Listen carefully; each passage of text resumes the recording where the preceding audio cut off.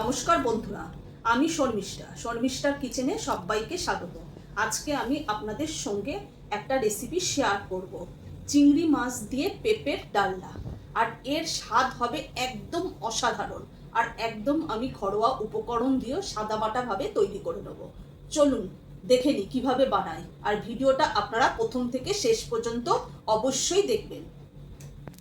চিংড়ি মাছ দিয়ে পেঁপের ডালনার জন্য এখানে আমি চিংড়ি মাছগুলোকে খোসা ছাড়িয়ে শিরা ফেলে আমি ধুয়ে পরিষ্কার করে নিয়েছি। আর এখানে একটা বড় সাইজের পেঁপে নিয়েছি, পেঁপে খোসা ছাড়িয়ে আমি ডুমু ডুমু করে কেটে নিয়েছি। দুটো ছোট সাইজের আলুও আমি খোসা ছাড়িয়ে ডুমু ডুমু করে কেটে নিয়েছি।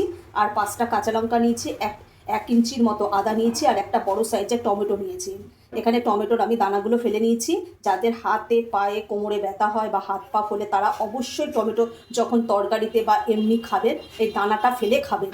এবার আমি চিংড়ি মাছের মধ্যে নুন আর হলুদ মাখিয়ে নেব।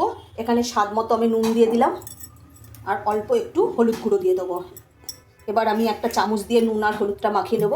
আর এই রেসিপিটা হবে একদম সাদা মাটা আর ঘরোয়া উপকরণ দিয়ে আমি তৈরি করে নেব, কিন্তু এর টেস্ট হবে একদম অসাধারণ। আমি নুন আর হলুদ ভালোভাবে মাখিয়ে নিয়েছি। আমি একটা মিক্সিং জার নিয়ে নিয়েছি, তার মধ্যে আমি আদা, টমেটো আর কাঁচা লঙ্কাটা পেস্ট করে নেব। আমি এখানে আদা, কাঁচা লঙ্কা, টমেটোটা দিয়ে দিচ্ছি, আর অল্প একটু জল দিয়ে আমি একটা মিহি পেস্ট তৈরি করে নেব।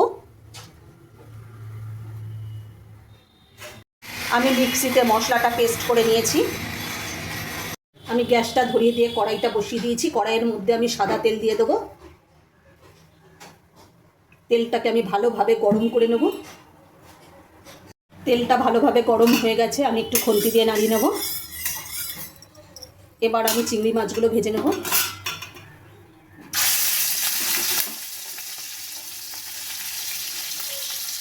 আমি সমস্ত চিংড়ি মাছ কড়াইয়ের মধ্যে দিয়ে দিয়েছি। এবার চিংড়ি মাছগুলোকে আমি লাল লাল করে ভেজে তুলে নেব। চিংড়ি মাছটা একদম লাল করে ভাজা হয়ে গেছে। এবার আমি চিংড়ি মাছটা কড়াইয়ের এক সাইডে রেখে দেবো। দেখুন আমি এক সাইডে রেখে দিলাম। এবার আমি ফোড়নে গোটা জিরে দিয়ে দেবো। জিরেটাকে আমি ভালোভাবে ভেজে নেব। জিরেটা ভালোভাবে ভাজা হয়ে গেছে, আমি পেঁপে আর আলুটা দিয়ে দেবো। পেঁপে আর আলুটা আমি চিংড়ি মাছের সঙ্গে ভালোভাবে ভেজে নেব। পেঁপে আর আলুর মধ্যে আমি স্বাদ মতো নুন দিয়ে দেবো। এবার আমি ভালোভাবে ভেজে নেব।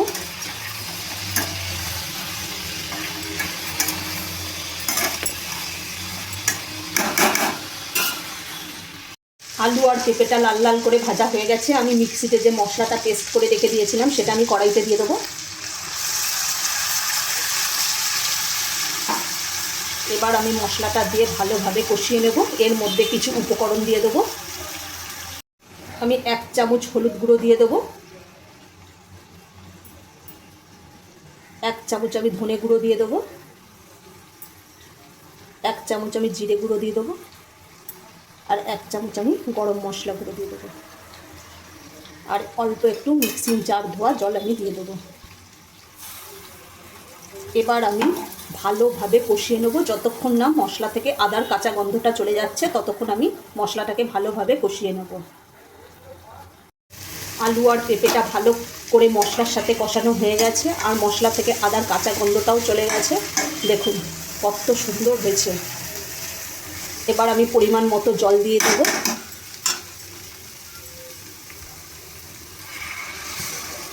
কেন কষাতে কষাতে পেঁপে আর আলুটা প্রায় সেদ্ধই হয়ে গেছে। এখানে আমি অল্প করেই জল দিয়ে দিলাম।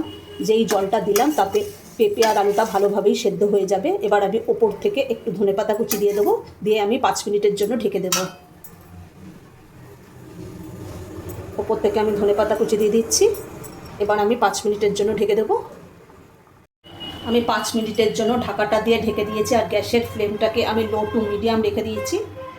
5 মিনিট পর আমি ঢাকাটা খুলে দেখে নেব যে পেঁপে আর আলুটা ভালোভাবে সেদ্ধ হয়েছে কিনা। আমি 5 মিনিট পর ফিরে এসেছি। এবার ঢাকাটা খুলে দেখে নেব।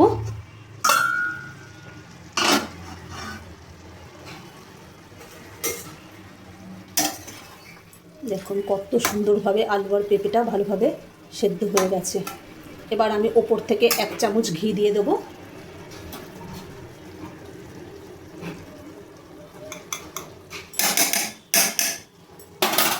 এবার আমি ভালোভাবে নাড়িয়ে নেব।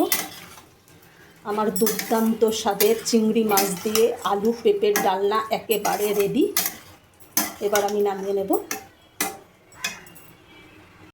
চিংড়ি মাছ দিয়ে আলু পেঁপের ডালনা পরিবেশনের জন্য একেবারে রেডি। আর আপনারা একবার এইভাবে বাড়িতে বানিয়ে খেয়ে দেখবেন, একেবারে অসাধারণ লাগে। না খেলে আপনারা বুঝতেই পারবেন না যে কতটা ভালো লাগে। ভিডিওটা ভালো লাগলে লাইক, কমেন্ট, শেয়ার এবং সাবস্ক্রাইব করতে ভুলবেন না।